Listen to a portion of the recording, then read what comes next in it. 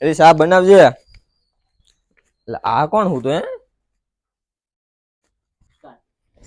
એટલે તું એટલે તને હજુ કાલ મૂકીને આવ્યો હતો. શું કરવાનું છે તારે હવે?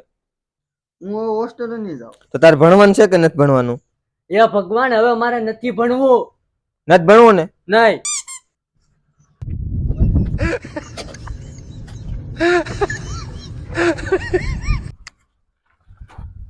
બાપા હવે હાજર હો, હવે મારથી કામ નહીં થાય.